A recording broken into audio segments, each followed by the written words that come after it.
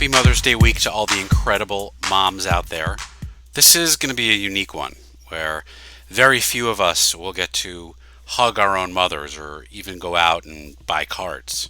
But in our family, the homemade card creation game is underway, and like everything else we do, it's all about going big and staying home.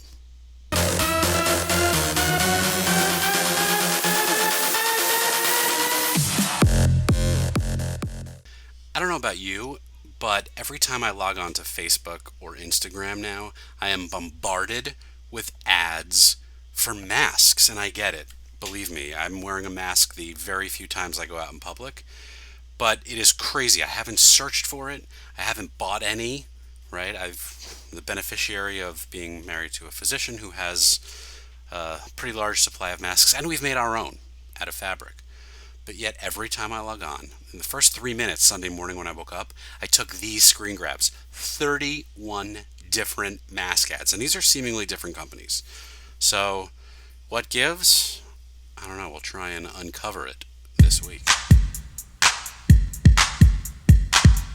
Starting with the personal, it seems like all these are COVID related now in some shape or form, for good reason. But as we begin to prepare for a summer that might be without camp for the kids, it's an inevitable next step in a series and a string of cancellations.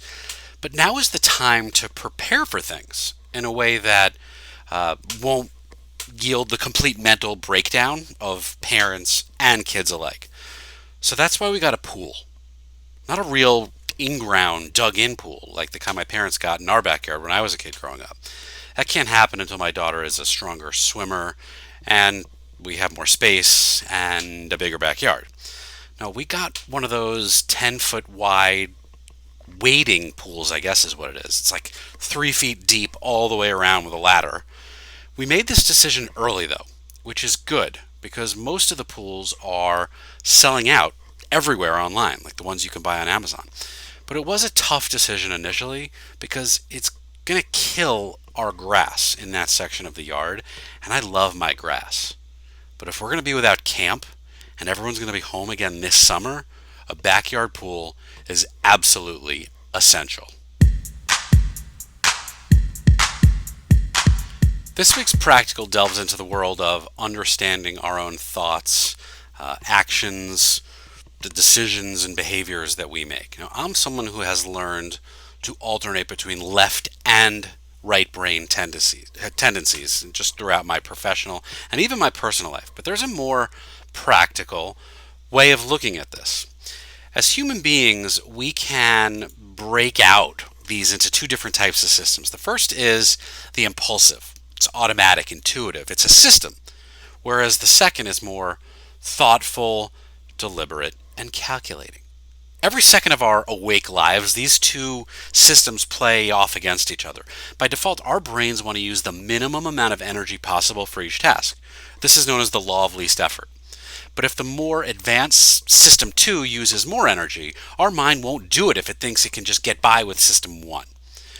Now, the first step towards making better decisions is just this, knowing the difference. Knowing that our mind uses shortcuts to make quick decisions. The trouble is that our minds, though, tend to overuse them.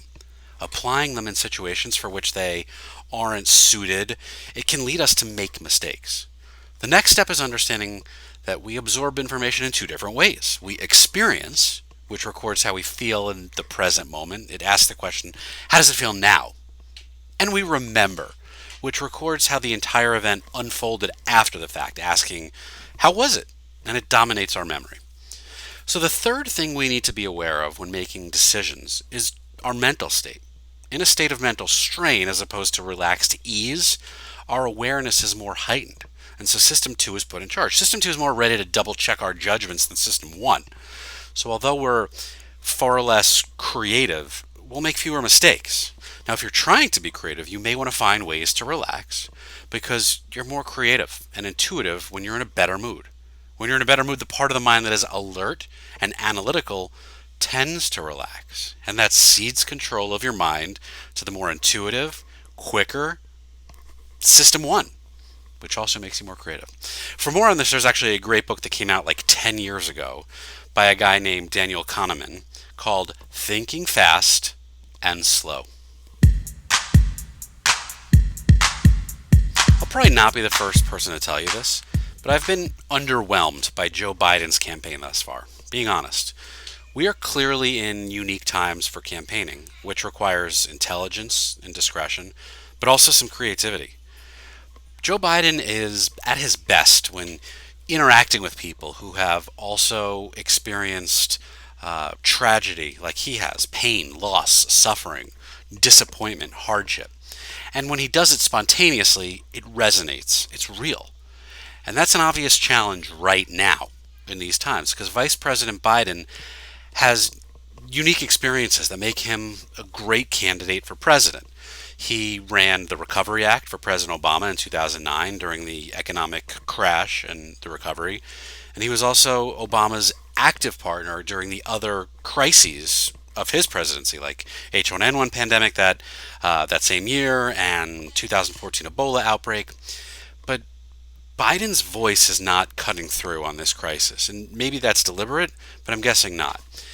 His strategy may be to let Trump just keep talking and fail miserably and look like an idiot, but the percentage of Americans who trust what Trump is saying about this crisis is dismally low and falling. We're looking for leadership. Now, the top two former advisors for President Obama, who Biden knows well and they know Biden well, David Axelrod and David Plouffe, have a new op-ed out this week in the New York Times with advice for Joe Biden. And it's that online speeches from his basement aren't going to cut it. Instead, what they're saying is that he has to rethink, reinvent, reimagine ways to repair and return our faith in him as a candidate and as a leader. And for this, he and his team should be looking at what other brands and companies and marketers have done in the midst of this crisis. Double down in digital. So for something professional, we're tying this in with the something political. And that is, what are the lessons that we can learn that we're seeing best work for marketers and brands? First is showing you can add value. It requires actually connecting with your target audience segments in ways that are meaningful and will resonate. So first and foremost, Biden must think like a challenger brand, right? Not a legacy brand. Educate and entertain. Know your brand and create the right platform and content strategy. Shift and expand in digital and create shareable content. Make me want to share your message and content. Now, as much as Trump loves television exposure, his campaign from the beginning has been digital first.